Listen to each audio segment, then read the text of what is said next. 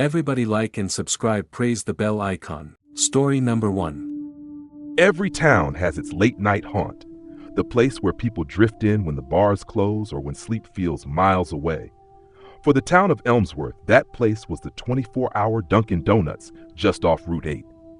It was nothing special on the outside. Flickering orange signage, parking lot full of oil stains, the smell of old coffee and fryer grease hanging permanently in the air. But it had one feature no other store did. It was always staffed by a woman named Marlene. Always. Marlene was older, thin, and moved like a machine. Never smiled, never talked much, just slid your coffee across the counter and rang you up without a word. People joked that she was the Dunkin', like she came with the building. Some swore she never blinked. She had been there for decades, through 3 managers, multiple renovations, and a flood that shut down the rest of the strip mall for over a year. When someone asked her once if she ever took a vacation, she just stared and said, "Don't need to." The regulars came and went, mostly night shift workers, long-haul truckers, and drunks looking for a place to sober up. But the weird thing was, no one ever really remembered their visits in detail. They'd recall going there, remember ordering, paying, but not much else. It became a running joke until one day in October, a local college student named Tyson decided to test the theory for a school project on urban legends. He set up a camera in his car and planned to film his visit. Just a donut and coffee, in and out. Easy. He never came back. His car was found in the parking lot 2 days later, door ajar, engine cold. The footage was bizarre.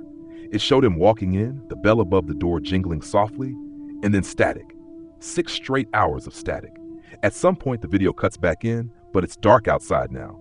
You can see Marlene locking the doors from the inside, alone. Tyson was reported missing, but nothing came of it.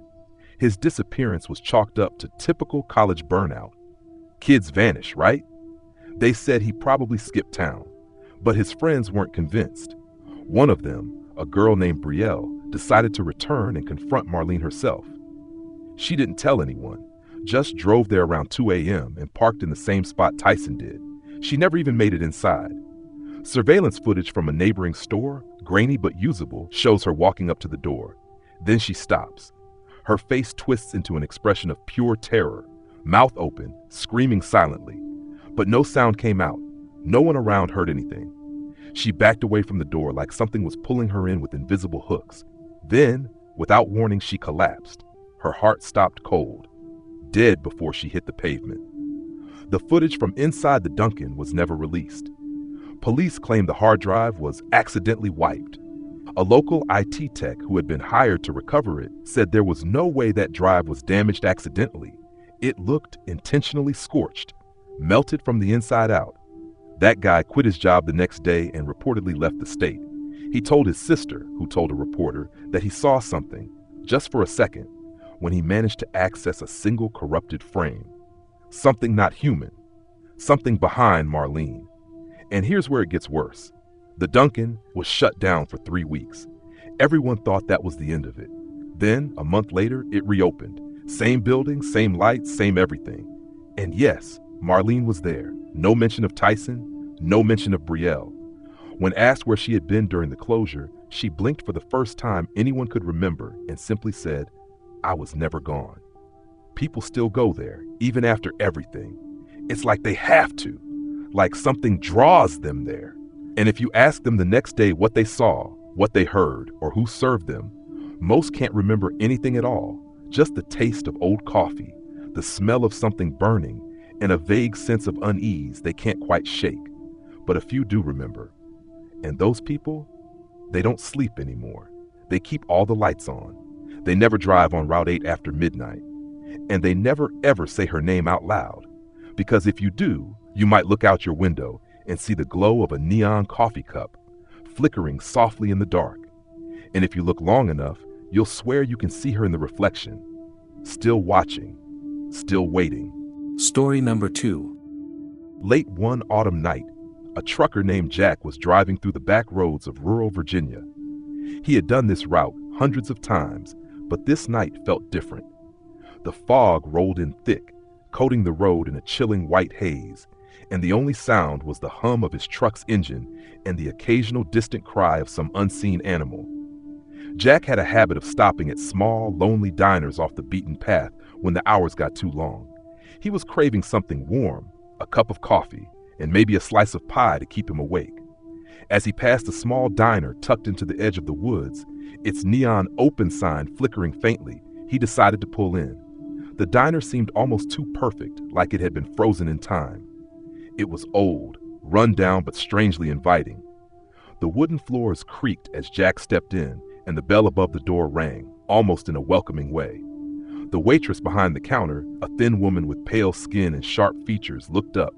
She gave him a half smile, too wide and too white, but something about her eyes. They were deep, almost too deep. "Coffee?" she asked in a voice that sent a chill down his spine. It was too calm, too measured. Jack nodded and sat at the counter, not thinking much of it. As he sipped his coffee, Jack noticed the diner was unusually quiet. No other patrons, no chatter, just the hum of the fridge and the ticking of the clock on the wall. The silence pressed in on him, thick and suffocating. But then, in the corner of his eye, he saw movement.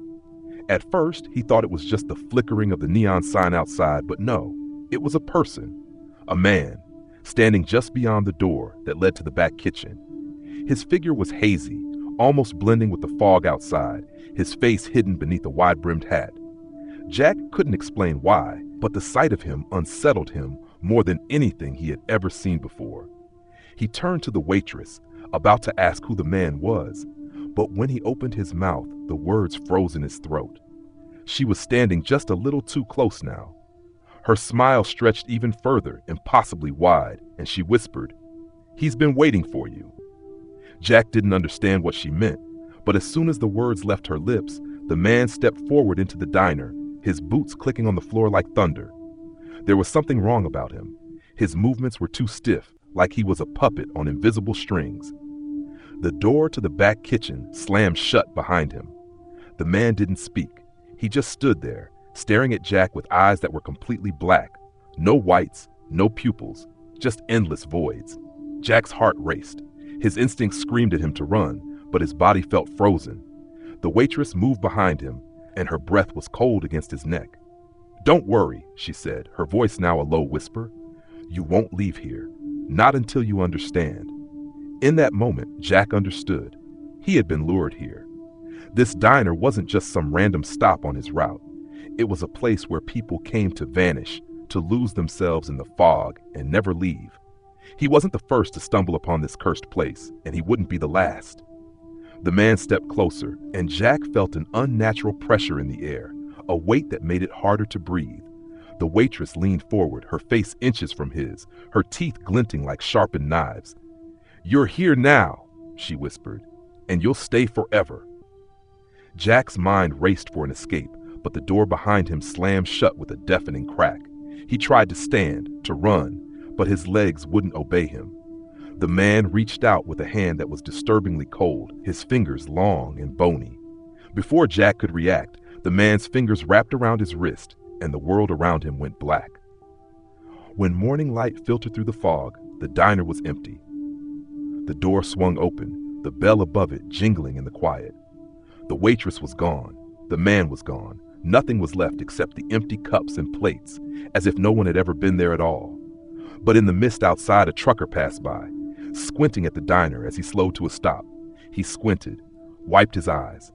There, on the edge of the fog, he saw a figure, a man in a wide-brimmed hat, standing in front of the diner.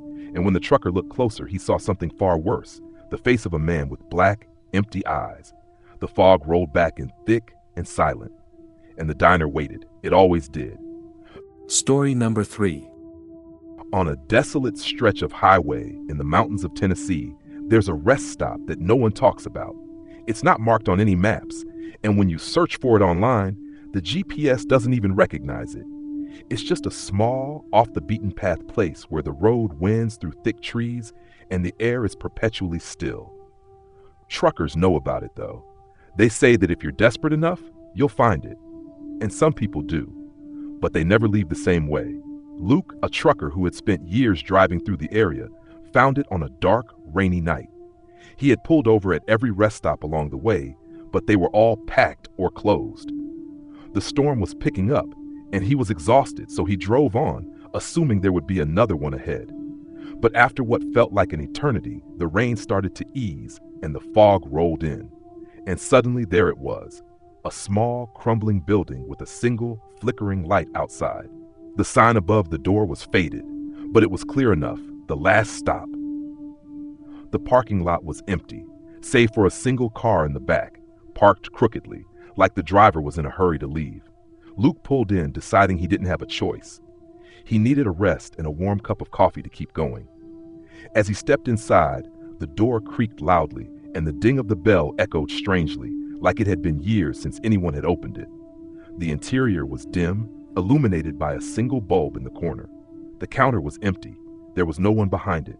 He hesitated, then called out, "Hello? Anyone here?" There was a rustle in the back, followed by the sound of footsteps. A woman appeared from the shadows, wearing a stained apron and a tired expression. Her face was pale, almost sickly, and her eyes were wide, too wide, and filled with a kind of hollow desperation.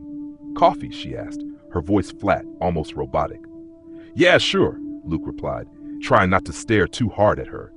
She moved behind the counter slowly, her eyes never leaving him. There was something unsettling about her, something off, like she didn't quite belong. As she poured his coffee, Luke glanced around, noticing the old chairs scattered around the room. Most of them were empty, but one was pulled out slightly from the table in the far corner, the one closest to the window. He looked at it for a moment, then shook his head, dismissing the odd feeling in his chest. The woman slid the cup of coffee toward him, and as he took it, he noticed something strange. There was no warmth to it, not the slightest bit. It felt like holding a cup of ice. "Thanks," he muttered, feeling the chill in his hands. She smiled, but it was wrong. Her lips twisted unnaturally, a smile that didn't reach her eyes. "You should sit," she said. "You'll need the rest." He wasn't sure why, but Luke decided to take a seat at the corner table. As he sat down, he couldn't shake the feeling that something wasn't right. It wasn't just the woman or the eerie silence. It was the air, heavy and thick, like the room was holding its breath.